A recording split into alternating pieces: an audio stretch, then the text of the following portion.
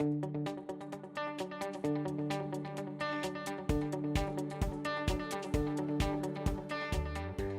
welcome back. Let's have a closer look at this all-powerful stoichiometry I'm talking to you about.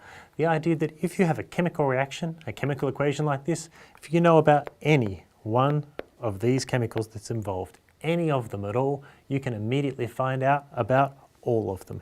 Any other one that you're interested in, you can find out as much information as you like. So in this topic, what we're going to do is we're going to go through a couple of examples together. Went through the process last time, let's see it in action. I alluded to this possibility in the last topic. Let's actually go through it now. Here we are in our car. Car's burning octane, burning your petrol, in oxygen, producing carbon dioxide and water. So what mass of octane would I need to burn in order to produce 750 grams of carbon dioxide? So that's carbon dioxide gas going out into the environment. I'm sure you've all heard the stories, the greenhouse effect, things like that. Not wonderful, we want to reduce our emissions if we can. So if you're driving a car, like me, don't feel too guilty, but this is what we're responsible for. If we're going through our stoichiometry, what we need to recognize is this question is asking us, what mass of octane? So this is the question right here. What mass of that do we have? That's our unknown. When we then read through the question, it tells us we have 750 grams of carbon dioxide. So I can say the mass of that is 750 grams. I'm now in a situation where I know about one substance, I want to know about another one, and they're linked together through a chemical equation. I can do this using stoichiometry, just my three-step plan. The first step, find the number of moles of my known substance. Which one's the one I know about? I know about the carbon dioxide. I know the mass. From our earlier work, you know that if we know the mass, it's a very short step to find the number of moles. All right. So that first step, finding the number of moles, when I've got a mass, number of moles equals mass over molar mass, straight from your tool belt. The mass of carbon dioxide I have, 750 grams, divided by the molar mass. Time to get out that periodic table. If you look up carbon, it has a molar mass of 12.01. Oxygen, 16. There are 2 oxygens. Add that up, we've got a molar mass of 44.01 gram per mole. So I can pop that in there for my molar mass, and that gives me 17.04 moles. The second step in my three-step plan, find the number of moles of my unknown. It can be any of the other chemicals in this chemical reaction, any at all. What have we been asked for? We've been asked for the amount of octane. So if I'm going to find the number of moles of that octane, it's going to be equal to the number of moles of my known, so 17.04, times my molar ratio, times this fraction, unknown over known. Or if you want to think about it differently, think of it as on top of the fraction, the one you want, and on the bottom of the fraction, the one you've already got. So we come up to our chemical equation. My unknown, the one I want to find out about, that's here. There's a 2 in front, so 2 on top of the fraction. Divided by our known over here, there's a 16 in front, so times 2 divided by 16. Pop that into your calculator, you'll have 2.13 moles. So now we know the exact quantity of octane that we've got, 2.13 moles, but again, no one wants to know about moles. If you talk to the everyday people, they want to know masses, volumes, concentrations. So let's turn that back into a mass like the question has asked. How do we do that? Back to our tool belt. Mass equals your number of moles times your molar mass. We've got 2.13 moles. For the molar mass of octane, let's put down here, carbon once again is 12.01, and there are 8 of them, and hydrogen is 1.008, and there are 18 of them. When you add that all up, you'll get 114.224 for your molar mass. So back to your question, pop in your molar mass, and we're going to have it, the mass of octane that we've burnt to produce this carbon dioxide gas, and that mass is 243 grams. So there you have it. If you burn 243 grams of octane in the presence of oxygen, you'll produce 750 grams of carbon dioxide. That's just one example of the kind of thing we can do with this. Think you're okay with it?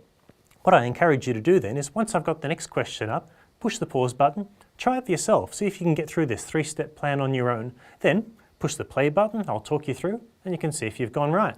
Questions waiting there for you? If you game, push the pause button, give it a go, then come back and see how you've gone. Welcome back. Hope you had a bit of a go at it. Hope you've got an answer for me, or if you didn't and you're just carrying on, well, let's keep going. So the question we're going to look at, what volume of 0.378 molar hydrochloric acid, HCl, must be added to zinc metal to produce 0.250 grams of hydrogen gas? Before we wrap up this question, let's have a quick look at it in the lab.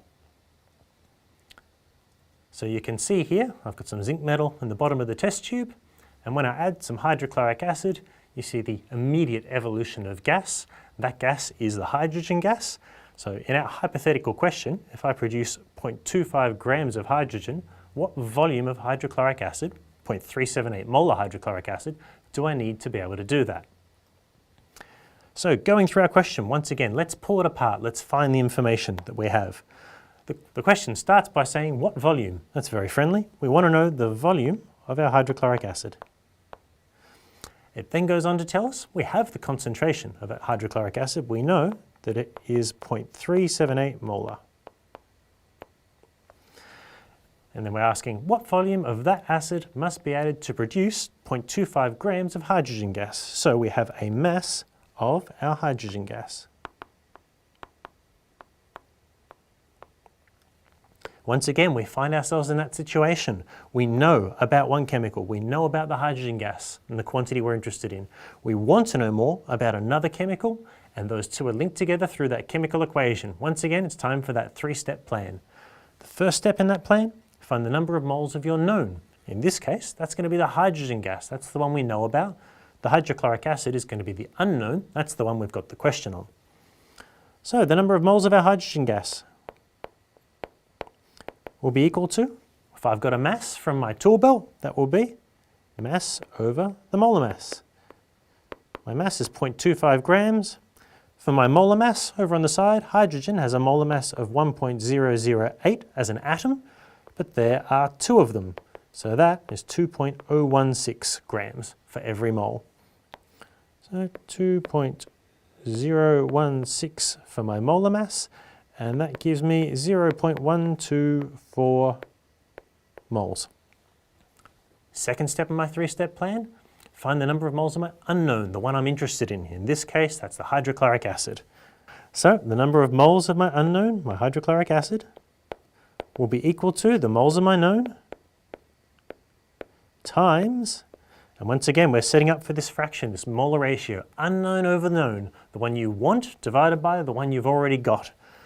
Up here to the chemical equation, the one we want to know about, our unknown, that's a 2 in front, divided by our known.